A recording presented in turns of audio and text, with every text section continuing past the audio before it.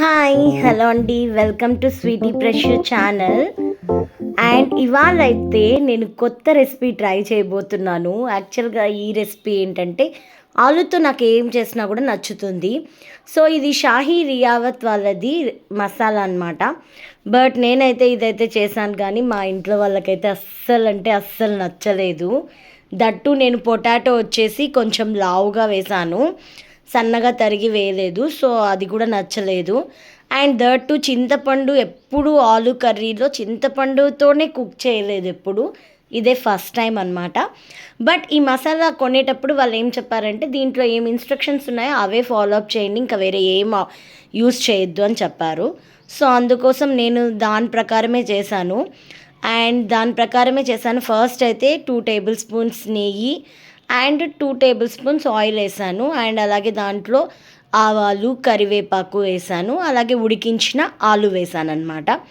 నాకు చిన్నప్పటి నుంచి ఆలు అంటే చాలా ఇష్టం అనమాట.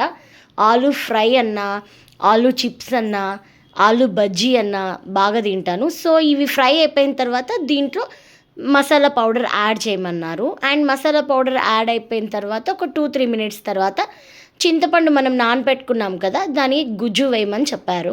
సో నేను అలాగే ఫాలో అప్ చేశాను. నాకైతే నచ్చిందండి, మా ఇంట్లో వాళ్ళకైతే నచ్చలేదు.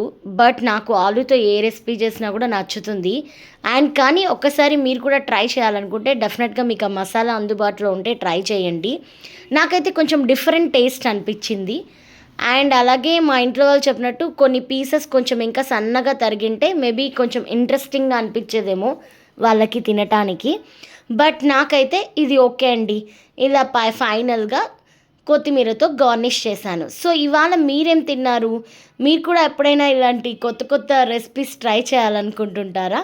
సో నేనైతే ఇలా కొత్త రెసిపీస్, కొత్త మసాలాస్తో ట్రై చేయాలని చాలా ఇంట్రెస్టింగ్గా ఉంటుంది. అండ్ ఫైనల్గా నాకైతే ఇది చాలా బాగా నచ్చిందండి. నేనైతే దోశలోకి తిన్నాను. ఓకే అండి, మరి బాయ్.